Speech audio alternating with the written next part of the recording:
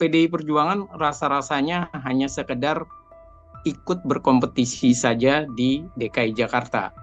Saya merasa jangan-jangan memang PDI Perjuangan dengan Pak Jokowi ini adalah memainkan politik dramaturgi. Artinya, mereka di latar dan di belakang layar itu berbeda. Ridwan Kamil ini juga punya konsep yang matang. Sedangkan di Pramono, kalau berbicara tentang konsep yang matang untuk DKI Jakarta, tentunya ini masih menjadi tanda tanya.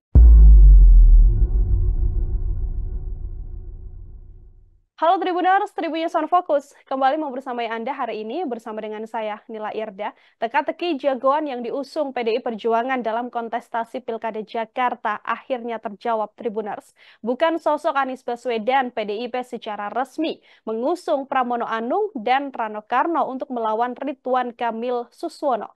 Pramono Anung dan Rano Karno ini telah mendaftar sebagai calon gubernur dan calon wakil gubernur pada Rabu 28 Agustus siang tadi sekira pukul 11 waktu Indonesia Barat.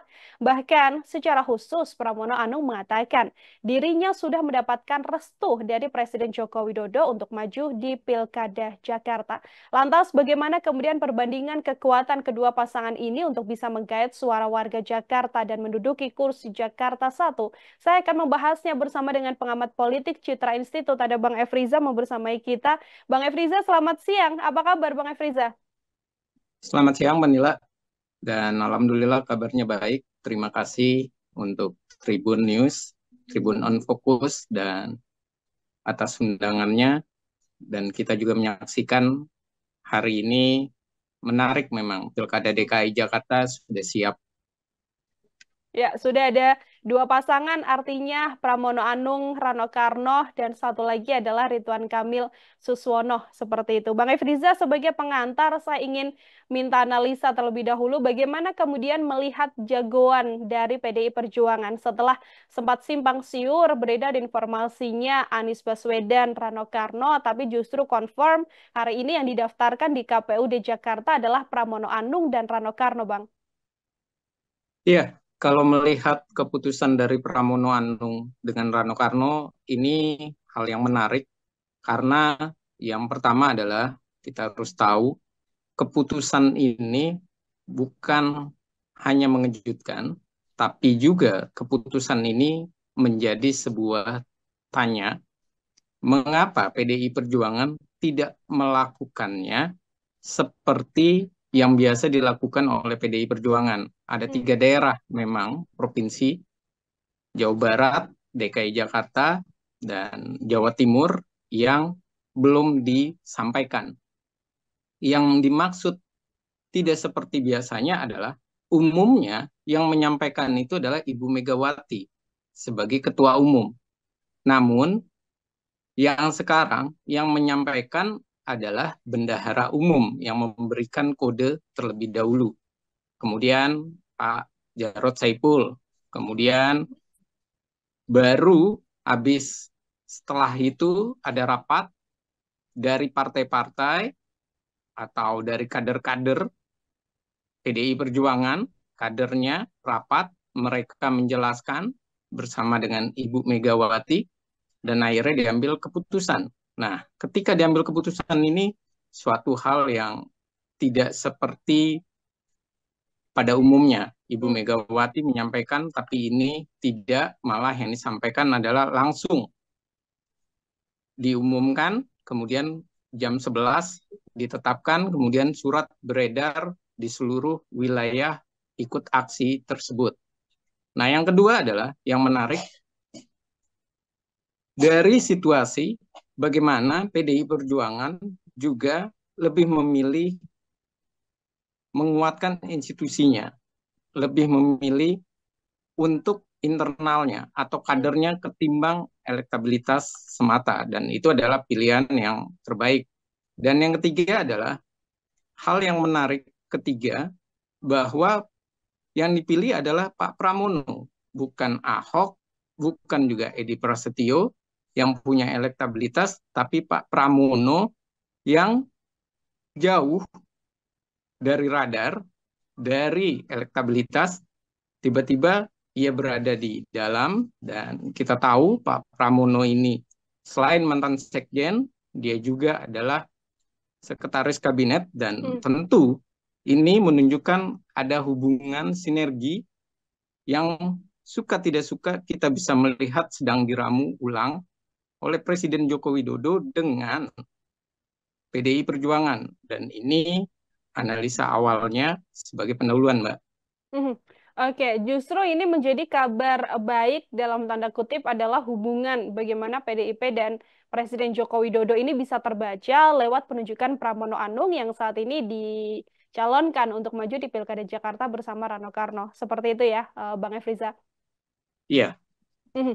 Oke, ini kalau kita melihat sosok Rano Karno sendiri, tadi Bang Efriza juga sempat menyinggung, kalau secara elektabilitas memang Pramono Anung bahkan namanya tidak masuk dalam jajaran nama-nama dengan elektabilitas tinggi, layaknya Anies Baswedan, begitu ya. Apakah kemudian dengan adanya sosok Pramono Anung ini secara elektabilitas kalau dihitung memang tidak tinggi, ini mampu untuk bisa melawan Ridwan Kamil dan juga Suswono. Dalam hal ini kan Ridwan Kamil juga punya elektabilitas yang juga cukup di Jakarta, Bang. iya. Kalau dilihat secara elektabilitas tentu menjadi sebuah hal yang penuh dengan tanda tanya. Hmm. Kenapa bukan Rano Karnonya? Karena Rano Karno adalah tokoh DKI Jakarta bagaimanapun dengan aktor dirinya di film Sidul.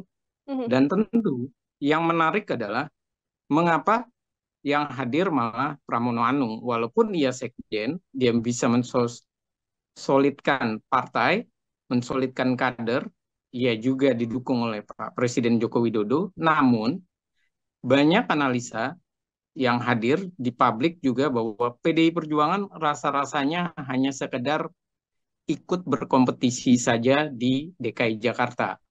Nah, asumsi ini menguat karena lawannya ini bagaimanapun elektabilitasnya adalah ketiga, Hmm. Ridwan Kamil, dan Suswono ini juga orang pemerintahan. Berikutnya adalah yang menarik adalah bahwa posisinya Rano Karno itu malah berada sebagai wakil, sedangkan popularitas Rano Karno itu lebih tinggi daripada Pramono Anung.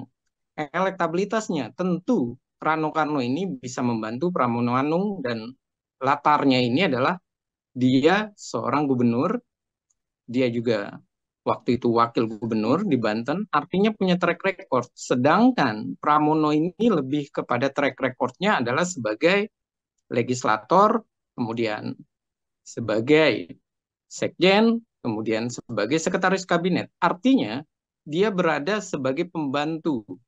Kalau kita bahasakan sarkas, bahwa Pramono ini adalah pembantu, sedangkan aktornya yang pernah memimpin daerah itu malah Rano. Kenapa Ya. posisinya dibalik? Nah, sementara kalau Ridwan Kamil kan tidak. Yang di pemerintahan yang nomor dua, Suswononya. Sementara Ridwan Kamil yang pernah memimpin itu nomor satunya. Dan saya rasa ini adalah cara terbaik yang dilakukan oleh PDI Perjuangan supaya kondisi perpolitikan itu tidak terlalu keras, tidak terlalu kasar, tapi semuanya ini diyakini menguntungkan bagi pemerintah, yang kedua bagi PDI Perjuangan, karena yang akhirnya tampil adalah sosok-sosok yang saya rasa tidak akan banyak bermain temperamen Hmm. ataupun menggunakan emosi masyarakat, tapi mereka akan banyak bermain gagasan. Dan ini situasi bagaimana kita melihat antara Ridwan Kamil dengan Pramono Anung saat nanti bertarung. Dan ini artinya memang PDI Perjuangan lebih memilih menyadari kekuatan politik partai dengan luar biasa besar. Yang kedua, dia lebih memilih untuk mengangkat harga diri partai, mencalonkan kader.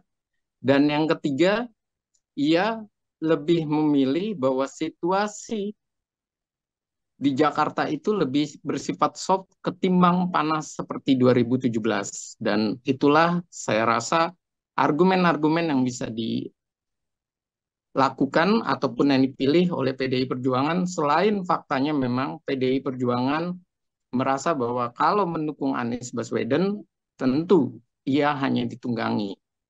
Hmm. Hmm. Ini kan tadi dalam pernyataan Pramono Anung begitu ya, Bang Efrizah, ketika datang ke KPUD Jakarta adalah bahkan sampai beberapa kali menyinggung mendapatkan restu begitu ya dari Presiden Joko Widodo. Bahkan menyebutkan pula bahwa Presiden Jokowi menjadi salah satu sosok yang mendorong Pramono Anung untuk bisa maju ke Pilkada Jakarta. Ada tantangan juga tadi yang disampaikan Pramono Anung ketika Joko Widodo mengatakan harus siap begitu ya untuk bisa kampanye ke beberapa titik dalam satu hari sekaligus. Makna dari pertemuan Pramono Anung, kemudian restu Presiden Jokowi, sampai dorongan bagi Pramono Anung dari Presiden Jokowi untuk maju di pilkada ini, kalau dari analisa Bang Efriza, membacanya seperti apa, Bang? Iya, kalau dari analisa apa yang terjadi ini membuktikan bahwa saya merasa jangan-jangan memang PDI Perjuangan dengan Pak Jokowi ini adalah memainkan politik dramaturgi. Hmm. Artinya, mereka di latar dan di belakang layar itu berbeda. Jadi, apa yang tampak di masyarakat bahwa terjadi persaingan, terjadi kompetisi, terjadi kemarahan, bahkan tidak akur antara Pak Jokowi dengan PDI Perjuangan, saya merasa bisa jadi dengan situasi memilih Pramono ketimbang Anies, ini adalah bukti bahwa PDI Perjuangan dengan Pak Jokowi adem ayem, tidak ada permusuhan. Kalau saya membacanya antara hubungan Ketua Umum Megawati dengan Pak Jokowi. Karena kita bisa melihat bagaimanapun Ibu Megawati masih ada di pemerintahan. Kedua, Ibu Megawati tidak marah ketika Pak Yasona digeser. Hmm. Dan yang ketiga, bagaimana Pramono Anung ini masih bagian dari pemerintah, didukung oleh Pak Presiden, bahkan dibantu oleh Pak Presiden, ternyata ia terlihat nyaman, bahkan ia menyampaikan itu di publik. Dan kalau kita membaca ini, jelas bahwa hubungan antara Pak Jokowi dengan PDI Perjuangan pada dasarnya hanya hangat-hangat dari Astok semata, sekjen semata. Tapi kalau dari ketua umumnya, kalau dari massa atau masyarakat ataupun kader-kadernya, hubungan itu pada dasarnya hangat. Jadi kalau Ibu Megawati menyindir Pak Jokowi, saya merasa sindiran itu sebagai bentuk memotivasi kader saja. Sindiran ini sebagai refleksi semata. Tapi secara politik, secara kepentingan mereka masih selaras, serasi, seirama, dan bisa jadi mereka juga memikirkan untuk apa mereka membesarkan Anies Baswedan yang nantinya di 2029 ia bisa meninggalkan PDI Perjuangan. Lebih Hmm. baik bagaimanapun ketika Pak Jokowi tidak lagi menjabat, Gibran tetap masih bagian atau masih tersimbolkan, masih melekat bahwa dia adalah kader dan anak didik dari PDI Perjuangan. Walaupun dengan dinamika yang lainnya. Artinya, memang inilah upaya yang terbaik yang dilakukan oleh PDI Perjuangan, bahwa mereka tidak benar-benar menunjukkan membenci Pak Jokowi. Hmm. Ini kalau kita melihat kedekatan Pramono Anung sendiri dengan Presiden Joko Widodo ini, apakah kemudian bisa menarik suara pemilih untuk memilih Pramono Anung di Jakarta sendiri, Bang Efriza, dan juga bisa memecah suara Ridwan Kamil, begitu ya? Atau justru dalam sisi lainnya juga bisa menghadirkan sentimen negatif pada Pramono Anung, karena kan publik juga sedang punya sentimen negatif tersendiri pada Presiden Jokowi. Iya, kalau saya melihat yang hadir saat ini nantinya bisa jadi masyarakat ini akan melihat dua hal. Yang pertama, pasti masyarakat melihat keuntungannya lebih menguntungkan Ridwan Kamil. Hmm? Karena bagaimanapun Ridwan Kamil punya track record sebagai eksekutif daerah dari Bandung sampai Jawa Barat. Yang pertama itu, yang kedua dia sudah mensukseskan Bandung, berhasil di Jawa Barat, dan yang ketiga tentunya Ridwan Kamil ini juga punya konsep yang matang. Sedangkan di Pramono, kalau berbicara tentang konsep yang matang untuk DKI Jakarta, tentunya ini masih menjadi tanda tanya, tapi mengetahui DKI Jakarta tentu ada dari Rano Karno. Mengetahui bagaimana pola-pola memerintah tentu ada di wakilnya, yaitu Rano Karno, timbang dari Pramono. Nah, nanti yang dikhawatirkan adalah bagaimana potensi orang-orang yang kecewa, orang-orang yang mengharapkan Anies Baswedan, tapi ia ditinggal dan ia diabaikan. Nah, orang-orang yang kecewa dan orang-orang yang berharap kepada Anies Baswedan ini yang menjadi magnet tersendiri. Apakah bisa diambil oleh Ridwan Kamil atau juga tidak bisa diambil oleh Pramono Anung. Kalau Ridwan Kamil bisa mengambilnya, sangat menguntungkan. Tapi kalau orang banyak kecewa terhadap Ridwan Kamil, terhadap PKS karena tidak mengusung Anies, tentunya yang terjadi adalah golput bisa jadi tinggi di DKI Jakarta atau di Jakarta saat ini. Dan yang kedua adalah bagaimana sentimen negatif ini. Tentu sentimen negatif yang paling besar masuk adalah kepada situasi Pramononya sendiri, situasi PDI Perjuangannya sendiri. Karena apa?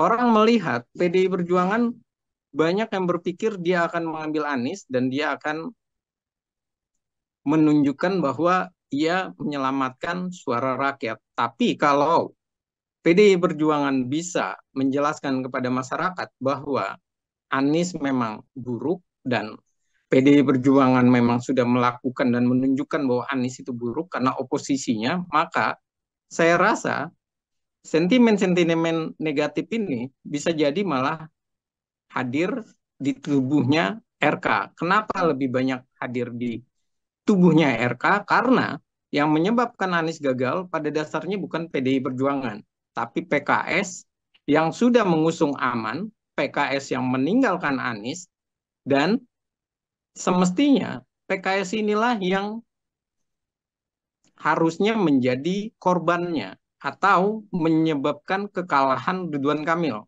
atau berkurangnya suara Ridwan Kamil. Tapi persoalannya adalah pemilih Anies rata-rata adalah pemilih PKS dan PKS ini adalah militan. Jadi partai-partai yang meninggalkan Anies bisa jadi mereka sadar bahwa Anies ini pada dasarnya cuma calon non-partai yang berdiri sendiri, yang digotong-gotong saja oleh orang-orang, yang dibawa-bawa saja sebagai sebuah asumsi bahwa dia memang terkenal, populer. Tapi sisi yang lain dia tidak menarik bagi partai politik dan ini fakta nyatanya. Dan Anies juga fakta nyatanya adalah lebih memilih membesarkan egonya dengan tidak mendekati PDI Perjuangan dari awal dan memilih bahwa ia memilih untuk tetap menjadi non-partai dan ia memilih untuk menjadi pengangguran politik. Jadi 2024 kegagalan Anies bisa jadi akan menurunkan persepsi bahwa Anies akan bisa menang di 2029.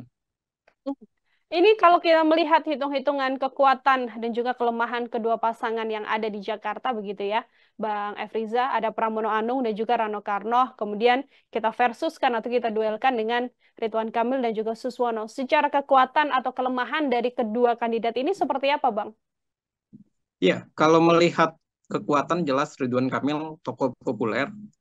Ridwan Kamil punya pengalaman kerja yang baik dan dia juga punya gagasan. Di Bandung sudah bisa terlihat bagaimana smart city-nya, bagaimana kota pembangunan di Bandung itu begitu hebat dan di Jawa Barat juga berhasil. Bahkan ia menunjukkan, saya orang Depok pun mengucapkan terima kasih oleh Pak Ridwan Kamil. Kalau tidak perda itu dibatalkan, maka Depok menjadi kota yang intoleran karena perda yang dibuat oleh wali kota saya yang sangat keblinger.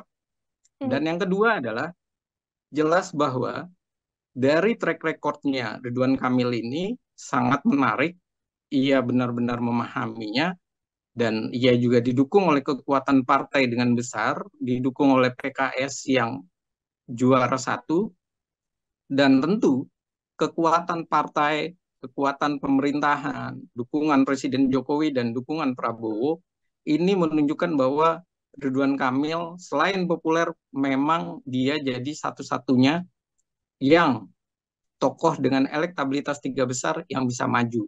Tidak Ahok, tidak juga Anies, yang satu dan yang kedua. Dan permasalahan kelemahannya dari Ridwan Kamil adalah kelemahan yang bisa jadi dicari-cari adalah bahwa orang Bandung bukan warga Jakarta yang memimpin DKI Jakarta. Yang kedua, orang yang selalu atau pernah berbicara yang nyeleneh tentang Jakarta, misalnya dia mengatakan bahwa warga Jakarta itu ada tepatnya netizen lah. Mereka bisa jadi bisa mengkampanyekan negatif terhadap Ridwan Kamil karena ia pernah menyindir warga Jakarta yang glamor, warga Jakarta yang arogan dan segala macam. Dan itu adalah kesalahan dari komunikasi politik yang dilakukan Ridwan Kamil jauh-jauh hari sebelumnya. Yang kedua adalah bagaimana nanti akan ada bisa juga dimunculkan isu bahwa Ridwan Kamil dari Persib malah memimpin Jackmania. Dan ini juga bisa mengganggu bagaimana kampanye ataupun diksi-diksi yang dimainkan untuk menyerang Ridwan Kamil. Berikutnya adalah yang ketiga, Ridwan Kamil ini dengan Suswono ini pada dasarnya juga menjadi pertanyaan bagi publik bagaimana mereka bisa menjelaskan visi misi mereka. Sedangkan yang digambarkan oleh Ridwan Kamil pun itu tidak bisa diturunkan di bahasa rakyat. Contohnya, ketika ia menyatakan bahwa sebenarnya ia mau membangun Jakarta itu menjadi mendekat kepada masyarakatnya, rakyatnya juga dekat kepada wilayahnya. Tapi kesalahan diksinya adalah bahwa orang PIK itu kerja di PIK, kemudian dia harus ngapain di PIK dan dia harus berkehidupan di sana, tidak boleh kemana-mana. Dan ini tentunya mengganggu sekali, mengganggu orang-orang yang merasa bahwa kenapa harus seperti itu dan kenapa modelnya seperti hal itu yang diucapkan. Padahal pembangunan ke atas itu memang baik, bukan pembangunan ke samping, karena lahan kita memang sudah dikit dan itu yang kurang bisa diterjemahkan oleh Ridwan Kamil. Suswono pun saya yakin juga tidak bisa untuk menerjemahkan dan bermain baik di tingkat menjelaskan kepada masyarakat. Sedangkan Pramono ini sama-sama, sayangnya Pramono juga sama-sama pendatang. Pramono lebih kuat di Jawa Timur. Pramono lebih kuat di level legislatif. Jadi kalau saya melihat nantinya sentimen positif dari masyarakat ini lebih kepada Rano Karnonya, lebih kepada bagaimana Rano Karno ini bisa mendapatkan simpatik dari masyarakat, dan ini adalah hal yang terjadi. Tapi sentimen negatifnya kepada PDI Perjuangan adalah kenapa memilih Pramono bukan Anies. Berikutnya sentimen negatifnya kepada PDI Perjuangan, kenapa tidak memilih Ahok? Padahal dia adalah petahana waktu itu yang memang dicintai oleh masyarakat Jakarta ketimbang mengajukan Pramono.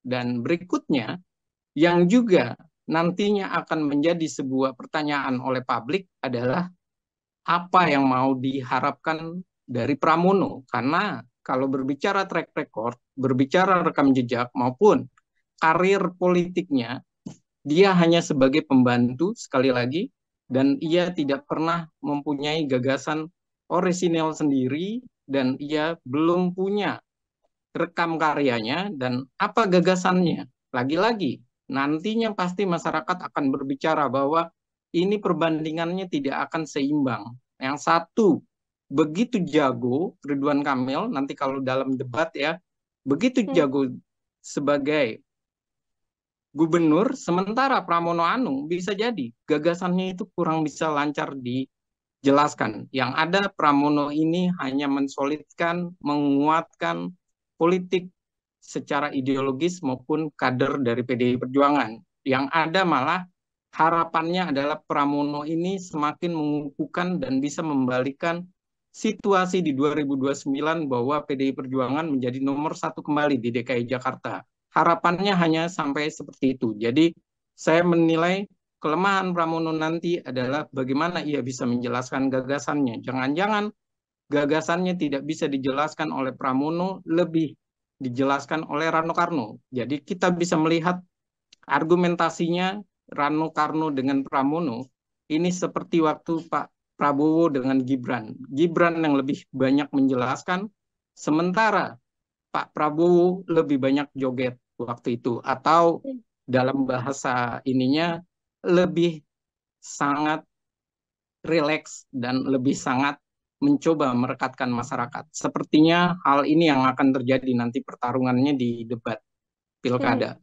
Oke, ada sentimen terhadap PKS yang tidak mengusung Anies Baswedan, bisa lari pendukungnya untuk mendukung Pramono Anung dan juga Rano Karno, tapi di satu sisi juga bagaimana kemudian kekecewaan terhadap PD Perjuangan dari masa di Jakarta yang kemudian beralih dukungan begitu ya Bang Efriza ya untuk mendukung Ridwan Kamil dan juga Suswono. Ini kalau kemudian kita melihat begitu ya, dua pasangan ini dengan beragam track record masing-masing, Pramono Anung dan juga Rano Karno, kemudian Ridwan Kamil dan juga Suswono. Apakah kemudian untuk diduelkan dua pasangan ini cukup menjadi pasangan yang saling ideal, begitu, Bang Efriza?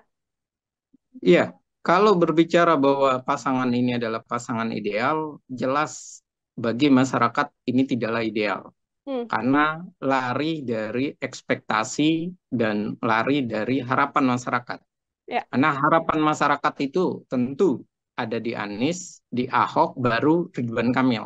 Hmm, Dan kalau berbicara mana yang lebih menarik, tentunya kalau Anies ada Rano Karno, ada sisi lain RK, tentu masih bisa diterima oleh masyarakat. Karena Rano Karno tetap simbol Jakarta. Tapi dengan tidak adanya Anies, inilah yang bisa jadi, saya tadi bilang, memicu golput tinggi di DKI Jakarta. Karena banyak juga orang-orang yang kecewa melihat bukan soal tokoh Aniesnya saja, tapi bisa jadi orang kecewa melihat politik pragmatis di DKI Jakarta, yaitu dengan 12 partai politik mengusung RK, satu. Yang kedua, PDI Perjuangan ternyata malah berkongsi atau berhubungan gelap lah, atau bagi yang benci ya, dengan pemerintah, dan malah mengusung Pramono dengan Rano Karno. Artinya suara masyarakat tidak didengar. Protes masyarakat bisa jadi berlanjut dalam bentuk golput karena mereka kecewa oleh ulah pragmatis partai, oleh ulah pragmatis penguasa politik. Yang kedua, bisa jadi ini juga bukan sesuatu yang ideal kalau tidak ada yang bisa menerjemahkan gagasannya. Bagaimana mengatasi banjir? Bagaimana mengatasi kemacetan di DKI Jakarta? Bagaimana mengatasi permasalahan sekolah di DKI Jakarta yang antara jumlah dengan keberadaan sekolah, jumlah masyarakat dengan keberadaan sekolahnya juga sangat dikit, sangat minimalis. Dan ini pun juga ada masalah. Berikutnya adalah bagaimana nanti hitung-hitungan mereka atau gagasan mereka untuk kesejahteraan Jakarta. Jangan-jangan gagasan mereka hanya adalah gagasan yang tidak fenomenal.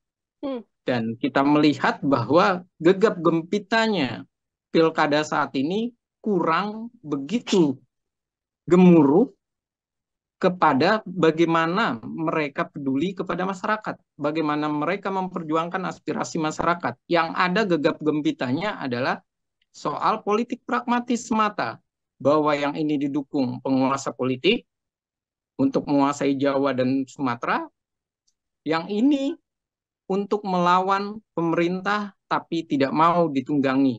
Hanya seperti itu saja. Jadi lebih kepada politik, lebih kepada ideologis atau pragmatis, tapi menjauhkan kepada situasi apa yang mau dilakukan untuk masyarakat, apa yang mau dikerjakan untuk masyarakat, apa yang mau diberikan untuk masyarakat, dan seperti apa tawarannya kepada masyarakat. Ini yang belum hadir sampai saat ini. hmm. Hanya hadir gejolak-gejolak politik saja, termasuk putusan MK dan termasuk demo masyarakat.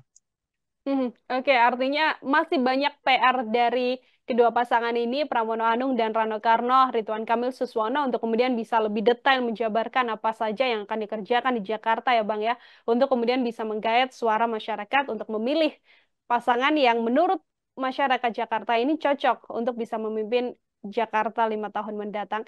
Di balik Pramono Anung, Bang Efrizah, kan ada sosok Ahok begitu ya. Kita juga tidak bisa melupakan bahwa ada Ahok, masa Ahok atau Ahokers gitu yang memang secara solid terus mendukung Ahok meskipun dalam hal ini bukan Ahok yang maju di Pilkada Jakarta. Apakah kemudian Pramono Anung yang dibaliknya ada sosok Ahok ini bisa membawa masa Ahok juga untuk bisa mendukung sepenuhnya Pramono Rano Karno, Bang? Iya, yang menjadi permasalahan adalah Ahok ini bisa membawa masanya atau tidak. Hmm. Jangan-jangan masa yang mendukung Ahok ini adalah bukan masa kader PDI Perjuangan, tapi masyarakat yang memang simpatisan mendukung Ahok dan mencintai Ahok. Ini berbeda. Mereka berada tidak sebagai kader ber-KTA PDI Perjuangan. Mereka malah merindukan Ahok. Jadi, kalau Ahok tidak bisa untuk menjelaskan posisinya bahwa ia memang kader PDI Perjuangan, tapi ia punya gagasan, misalnya disampaikan kepada Pramono Anung, dan harusnya Ahok ini malah meminta kepada Ibu Megawati karena Ahok ini terlihat jelas bahwa awal mulanya dia punya dua tugas, baik itu di Sumut dan di DKI Jakarta, ternyata tidak mendapatkan tugas sama sekali. Lebih baik Ahok menjadi tim kampanye pemenangan dari Pramono Anung Hmm. agar bisa menggait masa simpatisannya. Dan tentunya ini juga bisa menggait orang-orang yang kecewa dengan Anies Baswedan tidak diusung. Kenapa?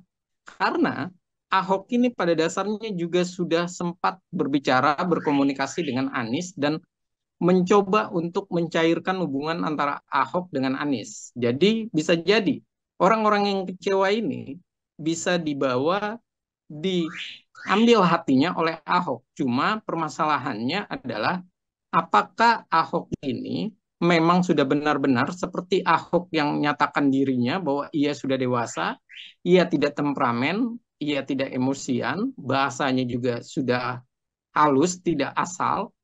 Nah, kalau Ahok bisa menerjemahkan ini, kemudian Ahok bisa menjadi leader untuk pemenangan dari Pramono Anung, dia menyampaikan gagasan, bisa jadi simpatisan Ahok ini bisa ikut.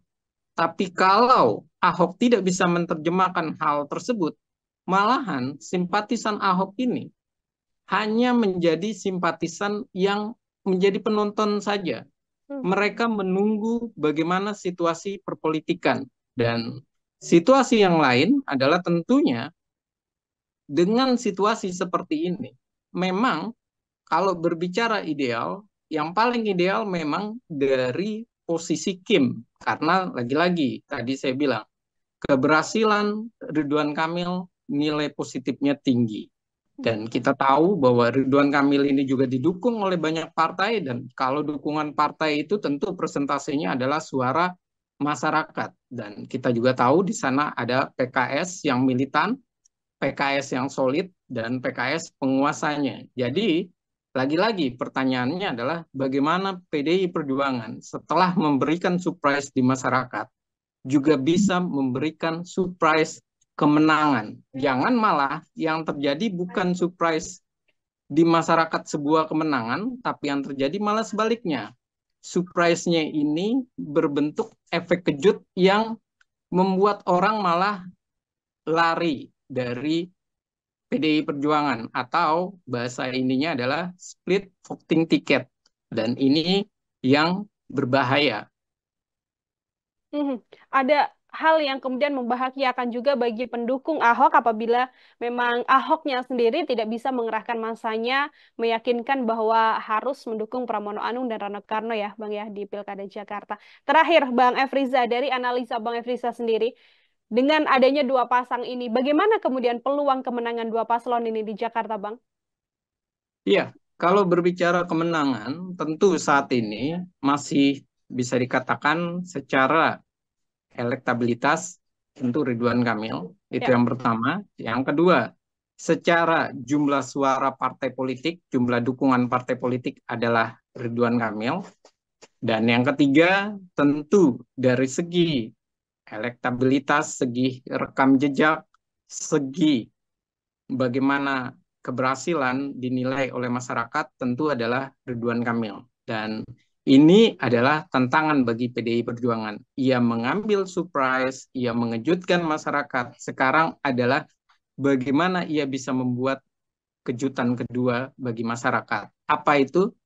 Gagasan yang pro rakyat, gagasan yang memang diyakini bisa, diyakini sesuai dengan harapan masyarakat, dan diyakini bahwa persoalan kemacetan, persoalan banjir, berikutnya adalah persoalan terkait dengan sekolah maupun kesejahteraan dari Jakarta yang begitu minim bisa diterjemahkan oleh PDI Perjuangan. Sekarang ini PDI Perjuangan adalah, sekali lagi saya katakan, dengan memilih Pramono dengan Rano Karno adalah pilihan yang benar, pilihan ideologis.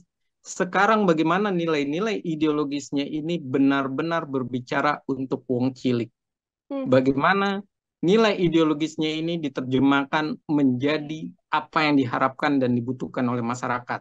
Kalau tidak, maka bisa dianggap jangan-jangan PDI Perjuangan memang kalah sebelum berperang. PDI Perjuangan tidak mau mengambil Anies karena ia tahu buat apa mengambil Anies yang potensi menangnya besar, tapi tidak manut, tapi juga bisa menciptakan permusuhan dengan pemerintahan. Lebih baik ia mengambil kesempatan membangun institusi partai, walaupun sejak awal diprediksi pasti kalah melawan Ridwan Kamil Suswono. Dan ini yang harus dipatahkan oleh PDI Perjuangan, bahwa mengajukan Pramono Anung, mengajukan Rano Karno bukan tanda bahwa PDI Perjuangan mengambil kejutan sebagai partai yang akan kalah di Pilkada DKI Jakarta. Perlu PR besar juga bagi PDIP ya, Bang Efriza, untuk kemudian gagasannya ini pro rakyat agar ada kans kemenangan dengan sederet keunggulan-keunggulan dari pasangan Ridwan Kamil dan juga Suswono. Bang Efriza, luar biasa sekali. Terima kasih banyak untuk kesempatannya berdiskusi hari ini bersama dengan saya, sambil kita mengawal bagaimana jalannya pilkada di seluruh daerah ya, Bang Efriza. Semoga di lain kesempatan ada waktu kembali untuk berdiskusi. Selamat beraktivitas kembali, Bang Efriza. Selamat beraktivitas, Manila, dan mohon maaf ada salah kata atau salah bahasa, dan sekali lagi terima kasih undangannya dan sukses untuk Tribun on Focus. Ya, terima kasih sekali Bang Efriza, pengamat politik Citra Institut Tribuners, membersamai kita dalam program Tribun on Focus. Nantikan obrolan saya dengan sejumlah narasumber lain dan juga tema-tema lainnya masih dalam program Tribun on Focus. Sanila Irda pamit undur diri. Terima kasih dan sampai jumpa. Download Tribun X sekarang. Menghadirkan lokal menjadi Indonesia.